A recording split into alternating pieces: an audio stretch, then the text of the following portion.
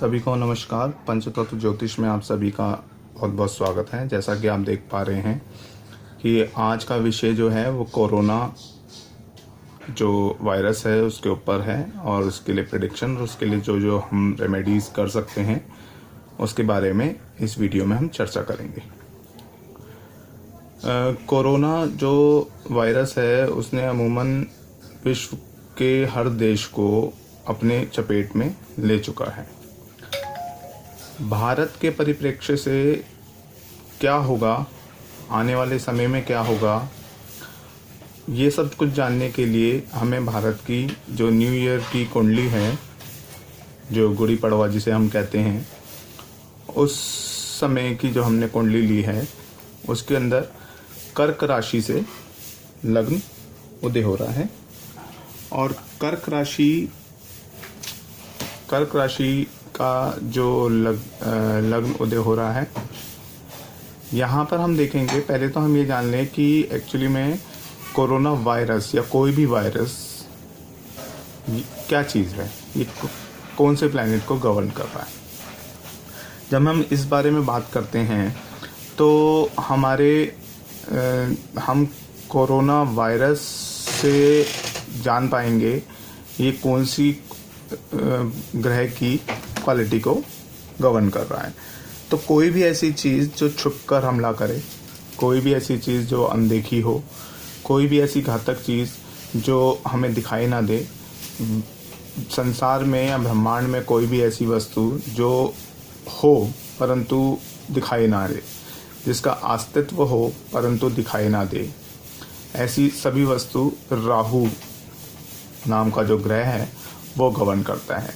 जैसे इस समय मैं आपको बोल रहा हूँ और ये जो वीडियो अपलोड होकर आप तक पहुँचेगा तो ये आप लोगों तक एक इंटरनेट के माध्यम से पहुँच रहा है।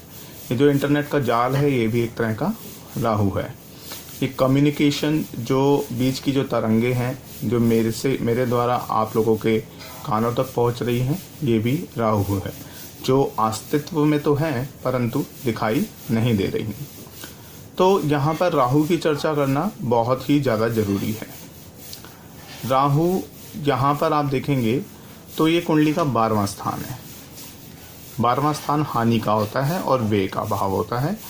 और ये जो राशि 3 नंबर की राशि लिखी है ये मिथुन राशि है और मिथुन राशि में राहु आर्द्रा नक्षत्र के अंदर है। आर्द्रा नक्षत्र जो जल तत्व का ग्रह है और जिसका स्वामी भी राहु ही है। अब आगे इस चीज़ को हम देखते हैं कि हम नक्षत्रों की बात करते हैं, थोड़ा और डीपली जाएंगे तो कर्क लगन जो उदय हो रहा है वो अश्लेषा के तीसरे चरण में उदय हो रहा है। अश्लेषा भी वाटरली नक्षत्र है, जल तत्व का नक्षत्र है और अश्लेषा का स्वामी जो होता है वो होता है बुध ग्रह यानी कि मरकरी।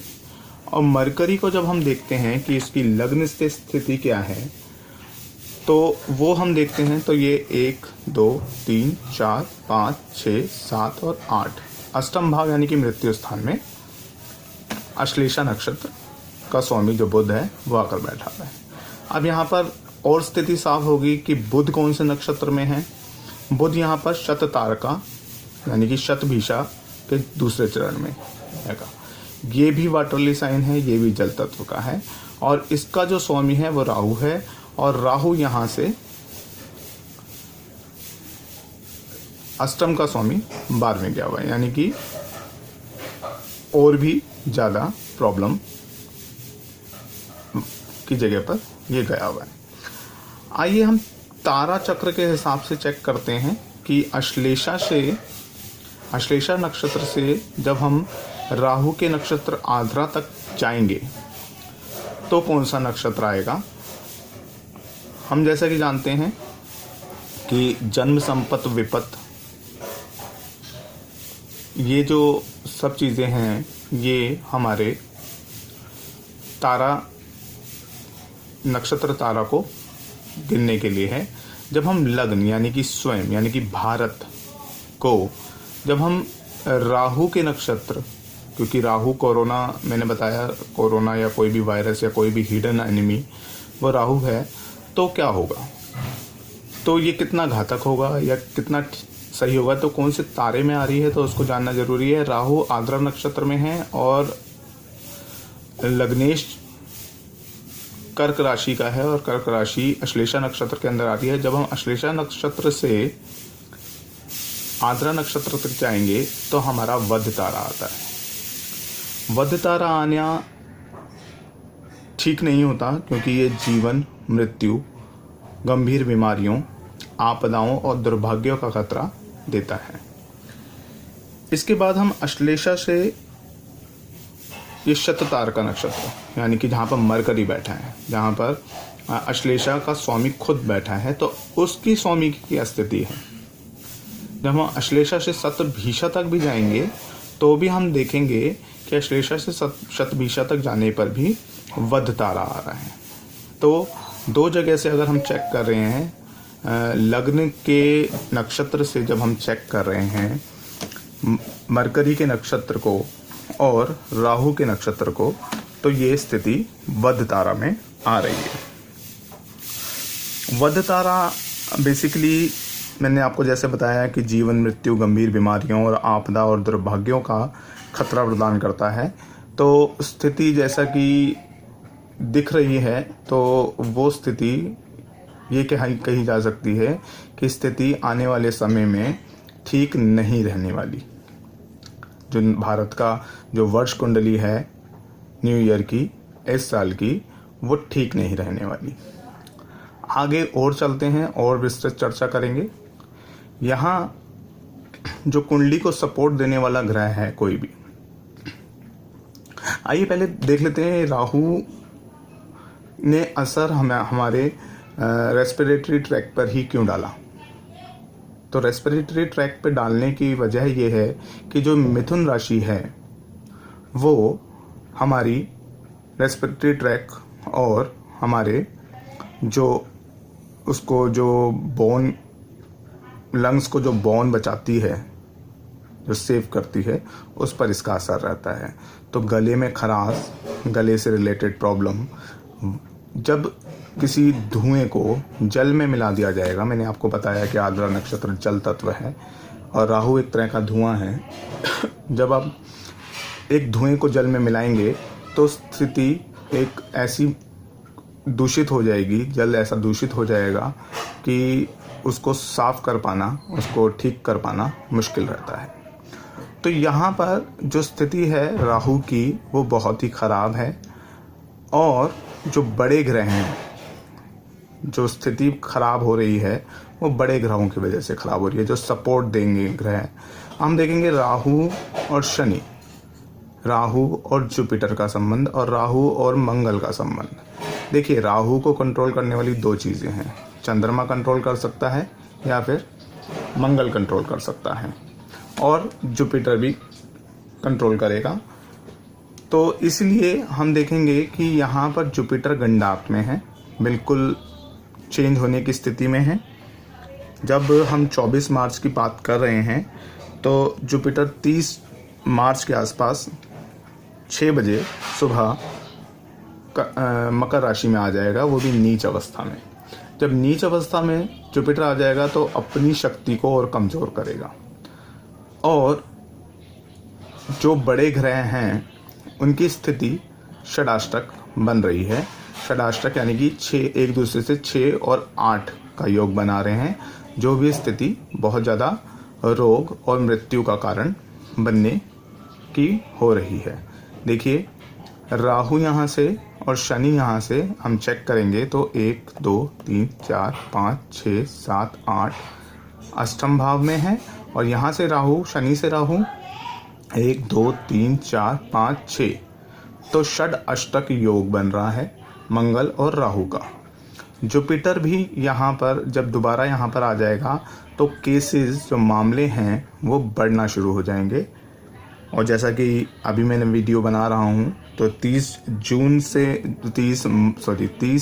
मार्च से आप देख रहे होंगे कि केसेस जो हैं कोरोना के वो बढ़ रहे हैं।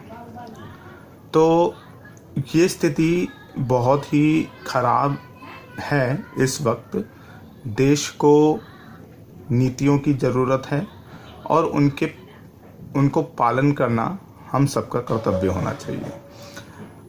भारत की सरकार बहुत उचित निर्णय ले रही है इस चीज़ के लिए, इसको कम करने के लिए। हम सभी को उनके निर्देशों का पालन करना बहुत ज़रूरी है। इस समय अगर हमने पालन नहीं करा उन निर्देशों का तो स्थिति और भी ज़्यादा खराब हो सकती है। राहु केतु के एक्सिस के अंदर सारे ग्रह आ रहे हैं। हमें जैसे पता है राहु उल्टी दिशा में चलता है, तो यहाँ पर ये सब प्लैनेट आ रहे हैं। लग्नेश चंद्रमा सूर्य के साथ नवम भाव में बैठा है। बहुत अच्छी स्थिति है, परंतु अस्त है, यानी कि उसमें कोई पावर ही नहीं है। यहाँ पर मैंने सी लिखा हुआ है, तो सी का मतलब है ये अस्त है, ये इसमें कोई ताकत नहीं बची। तो हम देख रहे हैं कि यहाँ पर जो स्थिति है कोरोना की, वो इतनी अच्छी नहीं दिख रही है भारत के पर्सपेक्टिव। आगे हम देखते हैं कि ये स्थिति सामान्य कब होगी। देखिए, राहु 12th हाउस के अंदर जब भी बैठता है, राहु 12th हाउस में जब भी बैठेगा, तो आप समझ लीजिए ये अपनी पावर 200% नेगेटिव बढ़ा देता है। ठीक है, इसको सपोर्ट के लिए जुपिटर, मंगल और चंद्रमा की बहुत ज़रूरत पड़ेगी। उनकी स्थिति भी अभी यहाँ पर ठीक नहीं है, क्योंकि चंद्रमा यहाँ से भी षडाष्टक योग बना रहा है, जो ठीक नहीं है। तो 12th house basically hospitals, jail, asylum ये भी दर्शाता है। तो देखिए, सबसे ज़्यादा स्थिति कहाँ ख़राब होने वाली है? जेलों में, यानी कि पुलिस से रिलेटेड। राहु पुलिस भी है, राहु 12th हाउस में बैठा है, तो हॉस्पिटल्स की भी स्थिति ख़राब होने वाली है। तो ये सब चीज़ों का हमने ध्यान रखना है, इसलिए निर्देशों का पालन करेंगे तभी हम इस बीमारी से बच सकते हैं। स्थिति अभी लंबी चलने वाली है, स्थिति अभी कम नहीं हो रही है। हमें कब तक आराम मिलेगा उस चीज़ का हम जायज़ा ले लेते हैं। देखिए, 30 जून को 3:07 पर दोबारा से सैजिटेरियस में जुपिटर आ जाएगा, फिर दोबारा कैप्रिकॉर्न में 20 नवंबर को जाएगा। तो ये स्थिति देखिए, 20 नवंबर तक राहु जैसे, मतलब जुपिटर जैसे बड़े ग्रह एक अपने स्थान को परिवर्तन कर रहे हैं, और जब भी ये बड़े ग्रह स्थिति परिवर्तन करते हैं तो बहुत बड़ी बड़ी हलचलें लाते हैं। ठीक है, और शनि यहाँ पर देखिए 11 मई को दोबारा से सैजिटेरियस राशि के अंदर चला जाएगा 12 बजे, और फिर दोबारा 29 सितंबर को दोबारा से कैप्रिकॉर्न में। तो देखिए, ये स्थान जो है बेसिकली ये जो स्थान है, यहाँ पर हलचल बहुत है। हलचल, जब भी बड़े ग्रह ऐसे एकदम से चीज़ें चेंज करते हैं, तो भूकंप जैसी चीज़ें आना, बाढ़ जैसी दिक्कतें आना, या कोई भी आपदाएं, ये सब चीज़ें यहाँ पर हम देख पाते हैं। अब हम देखते हैं कि स्थिति सामान्य कब होंगी, कब नहीं होगी। देखिए, मैंने बोला राहु एक हाथी है, और जो मंगल है वो एक उसके ऊपर बैठा हुआ महावत है। जब तक राहु के कंधे पर महावत आकर नहीं बैठेगा, जब तक राहु की स्थिति को संभालना, यानी कि हाथी को, एक पागल हाथी को या एक हाथी को, एक मस्त हाथी को संभालना मुश्किल है। इसलिए मंगल का राहु को दृष्ट करना बहुत ज़रूरी है। जब हम मंगल की बात कर रहे हैं, तो 18 जून के आसपास मंगल मीन राशि में आकर इसको अपनी चतुर्थ दृष्टि 1, 2, 3, 4 से राहु को देखेगा, और राहु को देखने के बाद ये राहु कंट्रोल में आएगा। मैंने आपको डेट बताई है 18 जून 2020। ठीक है, इसके बाद स्थिति कंट्रोल में आएगी। ये नहीं कह रहे कि ये कोरोना वायरस ही ख़त्म हो जाएगा, ये वायरस कभी ख़त्म नहीं होने वाला, ठीक है। राहु ने जिस तरीके से अमृत पिया हुआ है, तो ये भी राहु से रिलेटेड ही जन्मा हुआ वायरस है, तो इसका अंत नहीं है। इसकी वैक्सीनेशन बनेगी, इसकी जो भी चीज़ें हैं, तो ये जब हम 18 जून के आसपास बात करेंगे तो कुछ ना कुछ ऐसा साइंटिस्ट को मिलेगा। अभी सरकार जो निर्णय ले रही है आपकी भलाई के लिए, उसका पालन करना बहुत ज़रूरी है। लॉकडाउन का पालन करना ज़रूरी है। लॉकडाउन 3 में जो राज्य हैं जिनको लॉकडाउन 3 जिन पर लागू होगा, उनको भी ये उनका सख्ती से और पालन करना बहुत ज़रूरी है। आइए इसके उपाय क्या हो सकते हैं। मैंने जैसे बताया कि राहु को कंट्रोल चंद्रमा करेगा, मार्स करेगा, तो हमें बेसिकली सूर्य, चंद्रमा और मार्स की सहायता लेनी है। चंद्रमा जैसे ही यहाँ पर हमने क्या करना है, घर के अंदर जो भी होली वाटर हैं उनको रखना है। चांदी के बर्तन होंगे, उसके अंदर डालकर होली वाटर रखिए घर के अंदर, जिससे कि चंद्रमा आपके घर का ठीक हो जाए। दूसरा, मंगल, दूध यानी कि चंद्रमा और मंगल मतलब शहद, इन दोनों को मिलाकर उसका सेवन किया जाए। एक्सरसाइज मार्स से और सन, योगा, इन दोनों का भरपूर आप घर में बैठकर इसको करें। योगा अभ्यास और एक्सरसाइज करने से इम्यूनिटी बढ़ेगी। इम्यूनिटी बढ़ाने की बहुत ज़रूरत है। तो ये मेरा जो विश्लेषण है कोरोना के ऊपर, ये मैंने आपको बताया। मैंने कुछ डेट भी बताई हैं आपको, लेकिन स्थिति अभी कोरोना की कंट्रोल में जून में जाकर आएगी, जो इसको पकड़ा जाएगा। अभी जो ये फैल रहा है, बट इसको जो पकड़ा जाएगा वो मैंने 18 जून बताया है, तो आप मान के चलिए कि 30 मई से 18 जून के बीच में कुछ ना कुछ इस चीज़ का कोई ना कोई निवारण, कोई ना कोई सॉल्यूशन ढूंढ लिया जाएगा। और लेकिन ये बड़े ग्रह जो यहाँ पर एक अपना ग्रह चेंज कर रहे हैं, कभी ये 9th हाउस में जा रहे हैं, कभी ये धनु में जा रहे हैं, कभी मकर में जा रहे हैं। दोनों बड़े ग्रह जुपिटर और सैटर्न, इनका एक दूसरे से चेंजेस होना, वो भी देश के लिए ठीक नहीं स्थिति पैदा कर रहा है। तो नियमों का पालन पुरजोर से करें, सेफ रहें, डिस्टेंसिंग में रहें। धन्यवाद।